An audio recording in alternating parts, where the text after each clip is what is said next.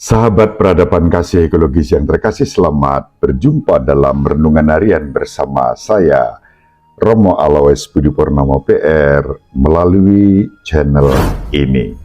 Semoga panjenengan selalu sehat, tetap semangat tanpa sambat, dan selalu bahagia kebahagiaan yang bersumber dari Tuhan Allah kita.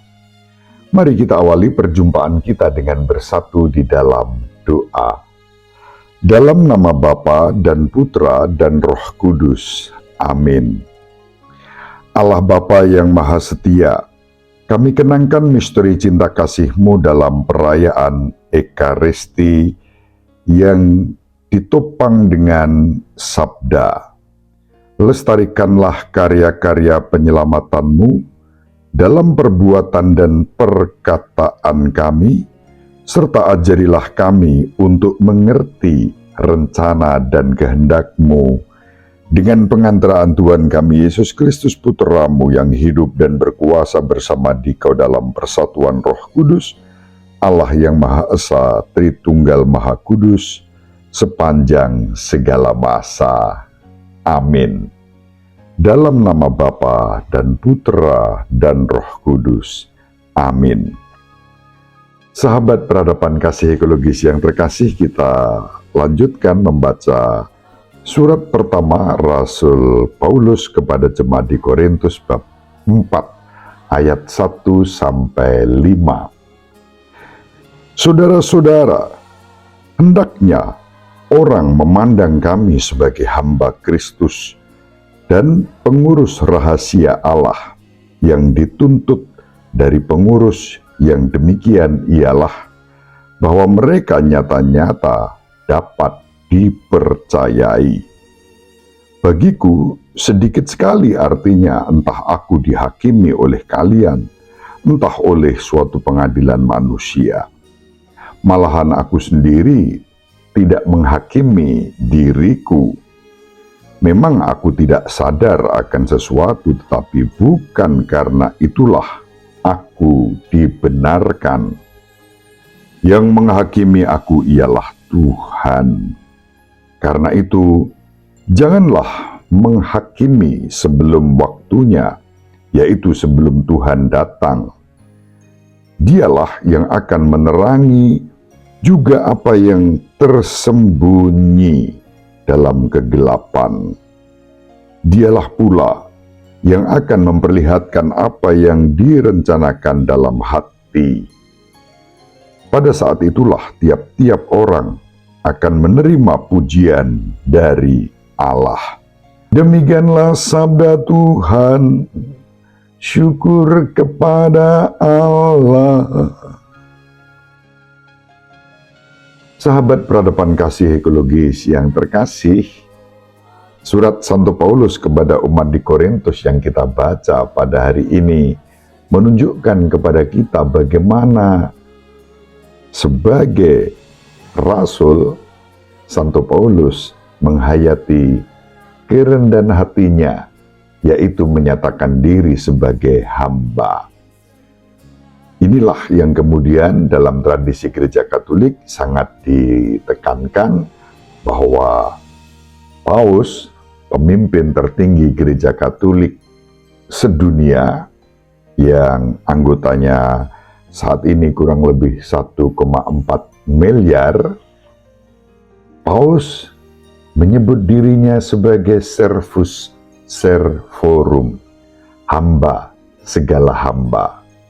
Pertama-tama adalah hamba Kristus dan kemudian hamba gereja demi karya pelayanan.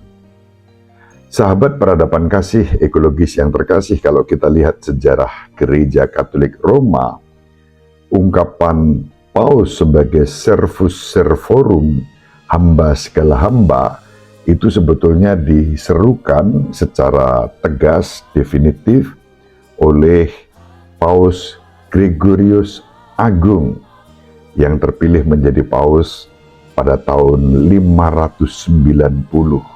Jadi masih abad-abad ke-5, ke-6, Paus Gregorius Agung menyerukan bahwa sebagai uskup Roma, beliau juga menjadi pelayan untuk umat Katolik, gereja Katolik di seluruh dunia yang satu, kudus, Katolik, dan apostolik.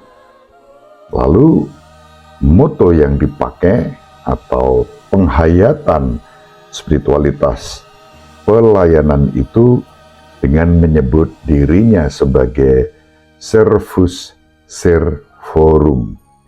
Dan itu yang dihayati sampai hari ini oleh para penggantinya, termasuk Paus Fransiskus yang hari-hari ini sedang mengunjungi bangsa kita tercinta.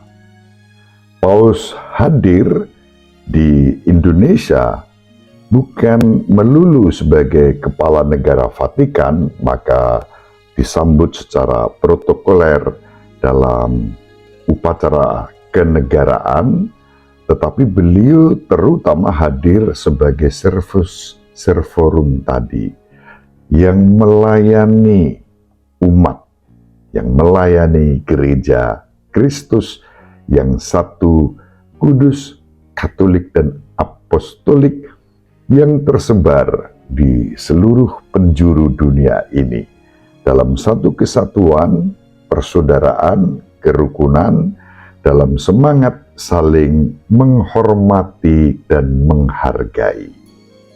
Sahabat peradaban kasih ekologis yang terkasih, karena itu kita tidak perlu kemudian nyinyir, menilai, meragukan, mempertanyakan jabatan pelayanan yang dihayati oleh Bapa Suci sebagai Paus, sebagai pemimpin negara Vatikan sekaligus pelayan untuk seluruh umat Katolik di seluruh dunia ini. Sahabat peradaban kasih ekologis yang terkasih, bahwa bangsa-bangsa dengan sikap hormat dan cinta menghargai, menerima, mengakui disposisi pemimpin tertinggi gereja Katolik Roma yang satu, kudus, Katolik, dan apostolik itu sebagai Bapa Suci, sebagai Paus, itu dahsyat. Justru bangsa-bangsa pada umumnya mengakuinya. Maka sangat mengherankan kalau ada bahkan sesama murid Kristus mengaku sebagai murid Kristus, tetapi tidak mengakui disposisi kepemimpinan dan kepelayanan Paus sebagai pengganti Petrus yang melayani. Maka bagi gereja Katolik, maka bagi gereja Katolik apa yang disampaikan oleh Santo Paulus pada hari ini itu jelas. Kita tidak perlu saling menghakimi, tetapi justru kita dipanggil untuk hidup di dalam cinta kasih.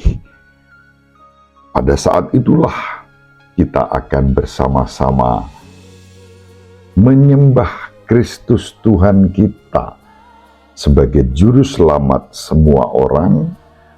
Maka tidak usah kemudian kita terus sibuk dengan perdebatan kusir yang sebetulnya tidak membawa manfaat apapun, apalagi menjadi berkat. Sama sekali tidak. Yang ada hanyalah mungkin bagi yang bersangkutan kepuasan-kepuasan pribadi. Untuk kita, bagi kita, dalam tradisi gereja Katolik Roma sekali lagi, menghayati apa yang disampaikan oleh Santo Paulus ini dengan pokok gagasan kita saling melayani sebagai hamba, sebagai Servus Servorum. Dan semangat pelayanan itulah yang mestinya jauh lebih kita utamakan kepada umat dan kepada masyarakat. Syukur kepada Allah, Bapa Suci Paus Fransiskus hari-hari ini memberikan teladan yang nyata, menghayati disposisi dan jati diri sebagai servus servorum. Semoga menginspirasi kita juga untuk melayani dengan cinta kasih. Ibu Maria dan Bapak Yosef selalu mendoakan kita. Semoga panjenengan semua sahabat peradaban kasih ekologis yang terkasih bersama seluruh anggota keluarga dimanapun berada, dibimbing, dilindungi, dan diberkati oleh Allah yang Maha Kuasa, Bapa dan Putera dan Roh Kudus. Amin. Terima kasih. Salam sehat, tetap semangat tanpa sambat, selalu bahagia. Kebahagiaan yang bersumber dari Tuhan Allah kita. Salve, shalom, salam sejahtera, berkah dalam. Sahabat peradaban kasih yang terkasih, sampai jumpa pada episode berikutnya. Terima kasih atas kebersamaan kita. Salam peradaban kasih ekologis, berkah dalam.